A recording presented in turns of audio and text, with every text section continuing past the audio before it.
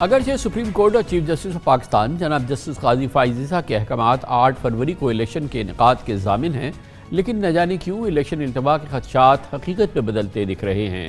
न जाने क्यों लग रहा है कि खुद ब खुद इलेक्शन इल्तवा का माहौल बन रहा है। कल लाहौर हाईकोर्ट ने PTI की दरख्वास्तों पर इलेक्शन कमीशन को इंतजामी जिम्मेदारी ब्यूरोक्रेसी को सौंपने से रोक दिया। इंतखाबी शेड्यूल जारी होने से सिर्फ चंद रोज़ पहले इलेक्शन से मुताल्लिक इस इंतहाई अहम फैसले का बहुत बड़ा असर हुआ है और ये गैर मामूली डेवलपमेंट है।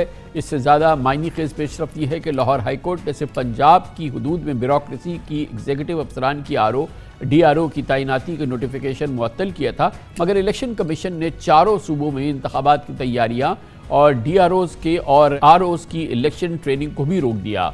थोड़ी देर कबल ये खबर भी सामने आई है कि इलेक्शन कमीशन ने लाहौर हाई कोर्ट के फैसले पर कल सुप्रीम कोर्ट से रुजू करने का फैसला किया है। इत्तलात के मुताबिक कल सेक्रेटरी इलेक्शन कमीशन की रजिस्ट्रार सुप्रीम कोर्ट से मुलाकात का इम्कान है, जिसमें लाहौर हाई कोर्ट के फैसले के बाद की सूरत हाल सुप्रीम कोर्ट के सामने रखी जाएगी, क्योंकि सुप्रीम कोर्ट ने 8 फरवरी को इलेक्शन कराने से मुताल्लिक अपने फैसले में किसी भी रुकावट पर इलेक्शन कमीशन को आगाह करने की हिदायत की थी। खुशगवार हैरत की बात यह है कि कल रात 11:30 बजे लाहौर हाई कोर्ट के आने वाले इस फैसले पर आज सुबह से ही अमल दरामद शुरू हो गया। इलेक्शन कमीशन ने आज चारों सूबाई इलेक्शन कमिश्नर को हंगामी मरासला जारी किया, जिसमें हिदायत की गई कि लाहौर हाई कोर्ट के अहकामात पर अमल दरामद किया जाए। लाहौर हाई कोर्ट के जस्टिस अली बाकर नजफी ने 5 सबात पर मुश्तमिल तहरीरी फैसले में बज़ाहिर PTI को इंतखाबी अमल से बाहर रखने पर भी बड़े संजीदा सवालात उठाए। इलेक्शन कमीशन के वकील ने कहा कि हमने अदलिया को खतूत लिखे, मगर केसेस के बाइस उन्होंने जुडिशल अफसरान देने से इनकार कर दिया। जस्टिस अली बाकर नजफी ने सवाल किया कि मुल्क की एक बड़ी सियासी जमात के लीडर को जेल में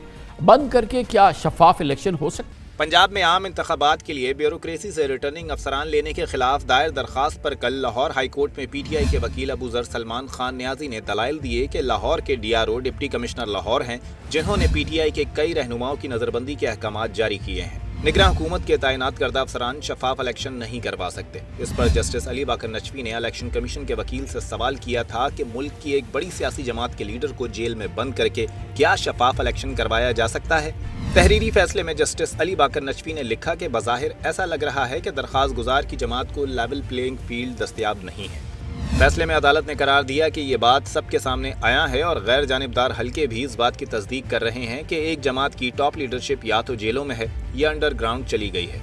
इस जमात का पूरी तरह इलेक्शन में हिस्सा लेना एक सवालिया निशान है। जस्टिस अली बाकर नजफी ने तहरीरी फैसले में कहा कि बज़ाहिर दरख्वास्त गुजार की ये मंतक दुरुस्त है कि इलेक्शन कमीशन ने उन इंतजामी अफसरान को डिस्ट्रिक्ट रिटर्निंग और असिस्टेंट रिटर्निंग अफसरान तैनात किया जो इस वक्त भी मुल्क भर में इंतजामी मामलात संभाले हुए हैं।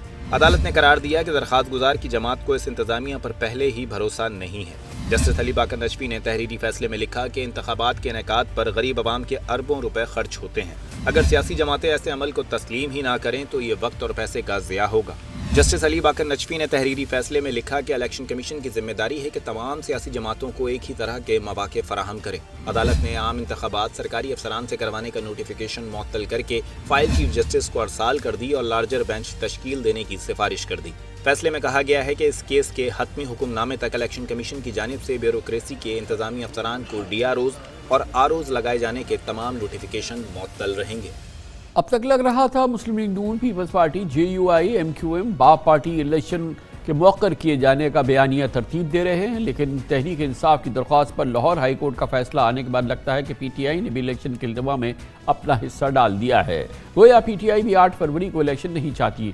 ताहम PTI के चेयरमैन बैरिस्टर गौहर अली खान का कहना है कि वो इलेक्शन में ताक़ीद नहीं बल्कि शफाफियत के मुतमन्नी हैं। दूसरी जानिब मुस्लिम लीग नून के सदर और साबिक़ वज़ीर आज़म शहबाज शरीफ ने अपने एक बयान में दावा किया कि PTI मुल्क में 8 फरवरी के इंतखाबात मुलतवी कराने की साजिश कर रही है। शहबाज शरीफ ने कहा कि इलेक्शन के खिलाफ PTI की दरख्वास्तें इलेक्शन से फरार की मनसूबाबंदी है। वो 8 फरवरी के इलेक्शन से फरार की राह तलाश कर रही है। माजी में शहबाज हुकूमत की इत्तेहादी और इलेक्शन 2024 में नून लीग की हलीफ जमात MQM के रहनुमा फैसल सब्ज़वारी का कहना है कि कोई इलेक्शन से भाग रहा है और अदालत रिलीफ भी दे रही है। उन्होंने कहा कि इस फैसले पर वो तमाम कानूनी फोरम पर जाएंगे, गोया ये मामला अदालती कार्रवाइयों में मजीद उलझ सकता है।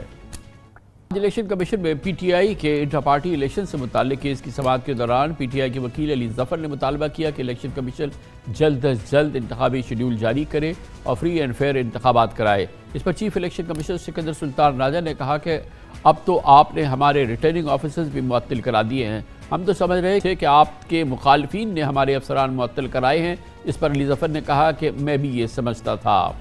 इस मौजू में बात करते हैं। बहुत अहम डेवलपमेंट है जिसके बराह रास्त असरात हो सकते हैं इलेक्शन के इनेकाद पे। 8 फरवरी को इलेक्शन के इनेकाद पर इसके लिए हमने एक बार फिर दावत दी है जनाब अहमद बिलाल महबूब को, एग्जीक्यूटिव डायरेक्टर पिलडाल। बहुत बहुत शुक्रिया अहमद बिलाल साहब। एक तो वैसे ही तमाम सियासी जमातें यक ज़बान हो के इस बात का बार बार इजहार कर रही हैं कि अगर इल्तवा हो जाता है तो उनके लिए कोई मसला नहीं है।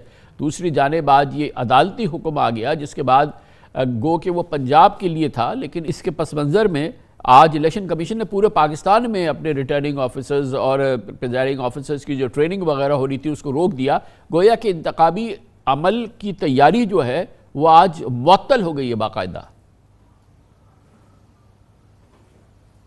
आप बिल्कुल दुरुस्त फरमा रहे हैं कामरान खान साहब। ये इस वक्त इतनी ख़बरें फैलती हैं तो उसमें ये अंदाज़ा नहीं हो पाता कि कितनी अहम डेवलपमेंट है ये, लेकिन हकीकत ये है कि ये इस पर मेरा ख़्याल तो ये है कि सुप्रीम कोर्ट को फौरी नोटिस लेना चाहिए, क्योंकि इससे तो इंतखाब का पूरा शेड्यूल मुतासर हो जाएगा। 8 फरवरी को होने वाला इंतखाब नहीं हो पाएगा 8 फरवरी को, क्योंकि वो 54 दिन की जो मुद्दत 14 दिसंबर को इलेक्शन के प्रोग्राम देने से हासिल होनी थी, अब वो 14 दिसंबर को प्रोग्राम नहीं आया, 15 को भी नहीं आ पाएगा। और लगता ये है कि ये नए फिर अगर रिटर्निंग ऑफिसर्स की तलाश तक मामला चला गया तो इसमें तो हफ्तों लग सकते हैं। तो ये बहुत इम्पॉर्टेंट डेवलपमेंट है और सुप्रीम कोर्ट अगर वाकई ये चाहती है कि ये पत्थर पे लगी हुई लकीर की तरह ये तारीख़ है 8 फरवरी की, तो उसे फौरी तौर पे इसका नोटिस लेना चाहिए और इसको विड्रा करवाना चाहिए, इसको मुअत्तल करना चाहिए, क्योंकि ये इससे तो पूरा निज़ाम तहोबाला होकर रह जाएगा। अभी ये बात सामने आई है कि इलेक्शन कमीशन इस फैसले के ख़िलाफ़ सुप्रीम कोर्ट जाएगी और सुप्रीम कोर्ट में अपील करेगी। ये एक अभी ताज़ा तरीन बात सामने आई है। बिल्कुल सुप्रीम कोर्ट इलेक्शन कमीशन को यही करना चाहिए था और इलेक्शन कमीशन के ये फ़राइज़ में शामिल है, क्योंकि ये 8 फरवरी के शेड्यूल को मुतासर कर सकती है चीज़। इसकी ज़िम्मेदारी फिर इलेक्शन कमीशन पे आती अगर वो ये कार्रवाई ना करते। तो मेरे ख़्याल में अब सुप्रीम कोर्ट को भी फ़ौरन कल ही इसके ऊपर एक्शन लेना होगा, क्योंकि उसकी बाद फिर ये टू लेट हो जाएगा। लेकिन इसके साथ ही हमने देखा कि 14 फरवरी आ गई, मगर क्यों आखिर वक्त तक, आखिरी लम्हे तक इंतज़ार किया जा रहा है? ये तो आखिरी हद थी ना कि इसमें आप शेड्यूल का ऐलान कर दें 2 दिन पहले, 3 दिन पहले, 4 दिन पहले, हफ्ता पहले कर देते तो क्या मज़ाक़ा था? उसकी वजह यही रिटर्निंग ऑफिसर थे। जब तक ये रिटर्निंग ऑफिसर ट्रेन होकर डिप्लॉय ना हो जाते उस वक्त तक प्रोग्राम नहीं आ सकता था, क्योंकि प्रोग्राम आते साथ ही नॉमिनेशन फॉर्म जमा होने का काम शुरू हो जाता और नॉमिनेशन फॉर्म जमा होते हैं रिटर्निंग ऑफिसर्स के पास। तो रिटर्निंग ऑफिसर्स डिप्लॉय हो जाएंगे ट्रेनिंग के बाद, तो फिर ये रिटर्न नॉमिनेशन फॉर्म की नौबत आएगी। फ़िलहाल इस पर भी ज़रा बात कीजिए कि जो मेरिट है इस फ़ैसले की, जो नुकात पेश किए हैं जज साहब ने अपने इस फ़ैसले, जस्टिस अली बाक़िर नजफ़ी ने, उन पर आप क्या कहेंगे कि ये वही अफसरान हैं जो कि इस वक्त ज़िलाई इंतज़ामिया में मामूर हैं अपनी काम पे और उनकी अपनी बहरा लेके लीनिंग शद हो, तो उस हवाले से और वही अब इंतखाबात कराएंगे, इस दलील में कोई वज़न है? बिल्कुल कोई वज़न नहीं। मैं हैरान हूँ कि हमारे मुअज़्ज़ज़ जज साहिबान दुनिया के हालात और वाक़यात से किस कदर या तो बेखबर हैं या उसको अवॉइड करते हैं। मसलन बांग्लादेश में, हिंदुस्तान में कौन लोग इलेक्शन कराते हैं? वो एडमिनिस्ट्रेशन के लोग कराते हैं, असिस्टेंट कमिश्नर, डिप्टी कमिश्नर और इस किस्म के दूसरे लोग। तो क्या वहाँ पे ये लोग वही एडमिनिस्ट्रेशन का काम नहीं करते? और जुडिशरी के जो लोग होते हैं, क्या उन्होंने किसी के ख़िलाफ़ फ़ैसले नहीं दिए होते? जैसे अभी पीटीआई बहुत एतराज़ कर रही है कि इस्लामाबाद हाई कोर्ट के चीफ जस्टिस साहब जो हैं उनके ऊपर उन्हें कोई एतमाद नहीं है, तो इसी तरह डिस्ट्रिक्ट जुडिशरी के भी कई लोगों पे ऐसे फ़ैसले उन्होंने किए होंगे कि उनको एतमाद नहीं होगा। तो फिर जुडिशरी के लोग भी ना आए तो क्या फ़रिश्तों को बुलाया जाएगा यहाँ पर रिटर्निंग ऑफिसर के लिए? मेरे ख़्याल में ये इंतज़ामिया के लोगों पे ही इन्हिसार करना पड़ेगा। अगर टॉप से कोई इंटरफेरेंस ना हो तो नीचे यही इंतज़ामिया है कि लोग कोई इंटरफेरेंस नहीं करेंगे अपने ऑन देयर ओन। एक आध जगह पे अगर कोई होगा तो उसका फिर सद्देबाब भी हो जाएगा, लेकिन अगर टॉप से कोई मामला ख़राब होगा तो फिर जुडिशरी के लोग भी उसके रास्ते में रुक नहीं पाएंगे।